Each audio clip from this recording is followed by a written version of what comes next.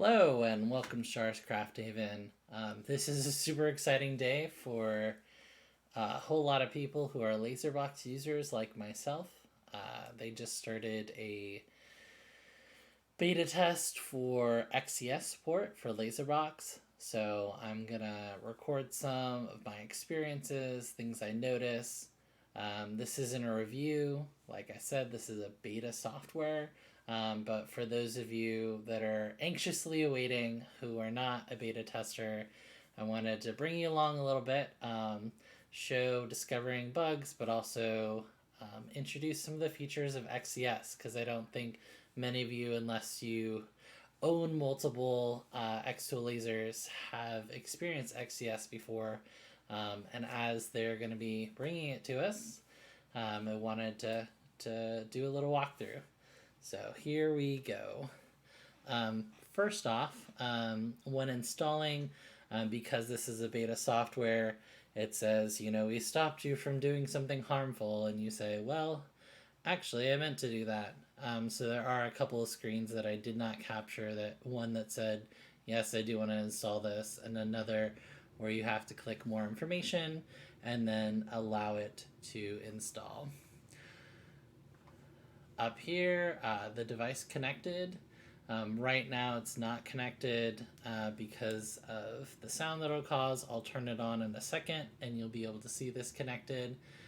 When this is connected, there's a wheel up here. This wheel allows you to see preferences. It allows you to see the IP. If you have Wi-Fi issues, that little wheel is your settings. When the device is connected, there'll be a refresh here, which is super helpful. So if something moves, if something updates, and you ever want to get a picture from your Laserbox, you just click that refresh. Over here has your basics.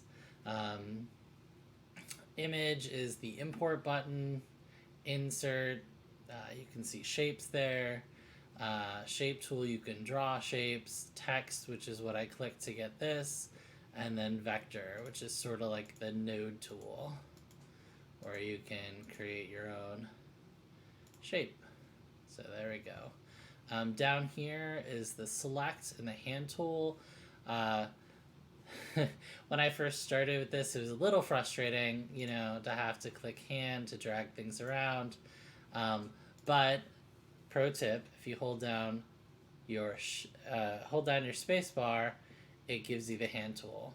So that allows you to move around the space, which is helpful when you're zoomed in. So again, holding down control and the zoom button allows you to then, zoom in. So you've got a detail or something you need to look at clearer.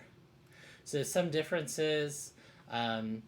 It's a little hard to see, but there's a grid line, which is helpful, that's generated through the software. So that can help, lining things up again, making sure. It's a little challenge to get it right on. I'm thinking about finding a way to actually mark these in my physical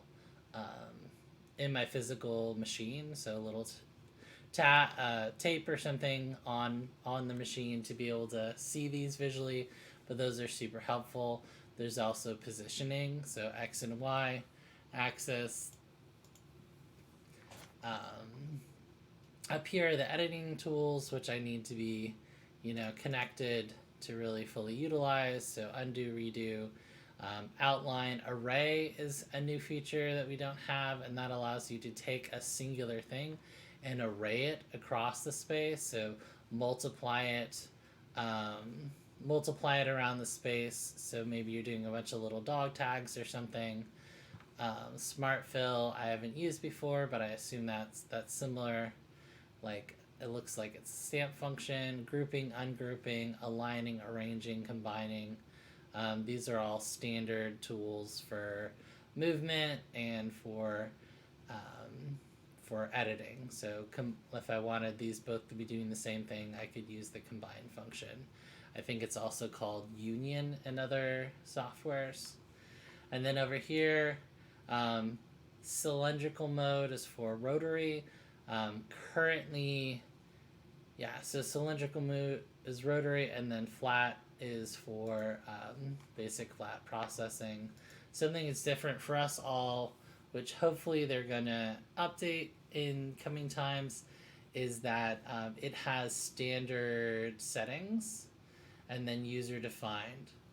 So what I did with this here is I clicked on 2mm cardboard, and then again, I'm not connected. You would see this more information, and I just changed the thickness and I changed the speed. So this allowed me to start with the preset and then modify it, because this is not 2mm thick. It's actually much thinner.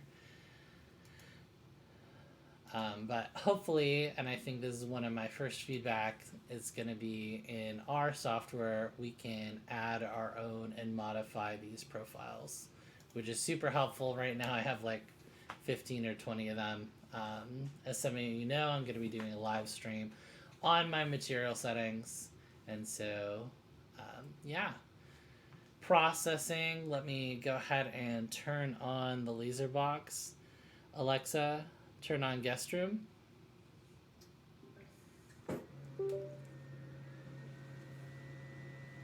All right, we're gonna go ahead and connect device.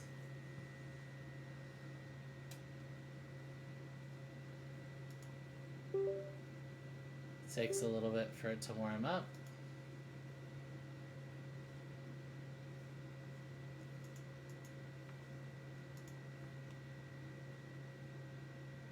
There we go. Okay, and then, yep, it updated. And then here we have the materials. You can see down here scoring, engraving, cutting. I started with this, and then anything that's, you know, paper thin or just a little than paper thin, I put a thickness of 0. Auto measure currently doesn't work. I've used it in the M1, and it works fine. I don't think it's implemented yet. Scoring is using a cut line and not cutting all the way through. So for this, I did 30 power, 80 speed to create that hello that we see there. So user defined parameters, that's just up there because I changed these settings. Engraving, you can see it fills it in, and it gives us different settings. Also down here, lines per centimeter. That used to be only available for like advanced images, but here we have it for even this text. And you can decide how many lines per centimeter you want to go, bi-directional, unidirectional. This would be, you know, something advanced if there's a material where that was important to you. And then cutting. So say we want to cut this out. Again, these are the preset settings for 2mm cardboard. My settings for this are 65, 1. And then when you click on process, so let me get rid of that. Let me move that more to the middle. And then when you process, it'll come up with a preview. And then we'll process, and then even though this doesn't look like us, this is the M1. Don't leave it unintended. Flammable stuff, especially cardboard. And then we're going to press on the physical machine. Let me change over cameras, and you'll be able to see that. Alexa, turn on fan.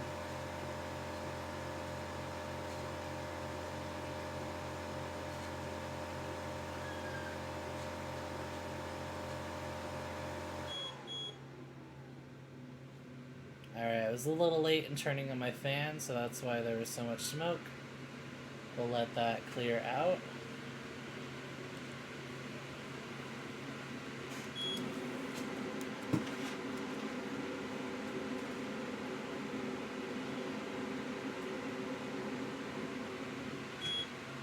Alexa, turn off fan. Alright. So we'll go back here. So again, this, obviously I wouldn't cut this out like this, but for this example you can see it cuts pretty cleanly through. Might go down to 60 next time for speed, but yeah, it's definitely functional. And then when you're done, so I could process again. So say, I had a jig set up and I'm doing the same thing over again. If I hit process again, it would just restart that job with the same settings and everything. So that's helpful if you're doing the same thing over and over again. Set up a jig. I could open up the machine, put in, in the same spot, put a thing in. If I'm confident I don't need the camera, I can just restart the process. And you can see how long it took. It took 19 seconds. So again, like I was saying before, if I want to see what it looks like, I can hit refresh. And that'll get me a new image, and the material's not in there anymore. So it shows you what is actually currently in your space. Here is here's the material, or here's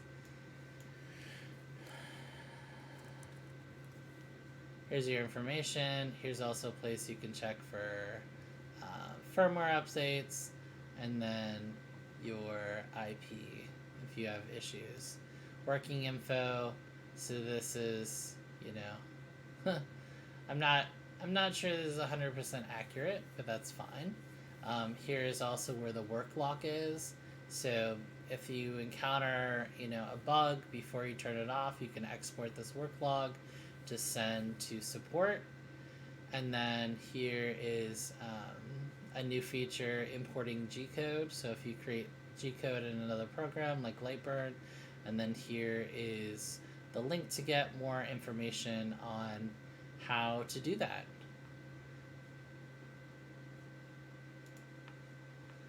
All right, so I think that's a brief overview. Like I said, here's a bunch of other tools that we don't necessarily recognize from our Laserbox, but glad to take you all along for a brief introduction. I know this is probably a little more than brief, but wanted to bring you all along. Feel free to have comments, questions as I go. If people are interested in hearing, what I'm discovering from this, feel free to let me know. Might do another one of these after a couple days of testing. So, as always, like, subscribe. We're 10 away from 400. I was gonna say backers. 400 subscribers, which is super exciting. Never thought I'd be here, so I appreciate everyone who's subscribed. Again, we have a live stream that's coming up. Look for Shar's Craft Lounge if you want to be involved in choosing topics for the live streams, which are going to be monthly. And I just had part of the remix, or part of the live stream, I edited down. Part 1's up there. It's about every job cleaning, and so light and then messy jobs. And next Friday, I should have edited up the second half of that live stream in a remix without ums and coughs and things like that. And that will be about deep cleaning and some of those tips. So thanks for watching. Use affiliate links, pretty please, to help me keep going. And I just added in Amazon affiliate links for a lot of the stuff that I showed in that video. Have fun lasering.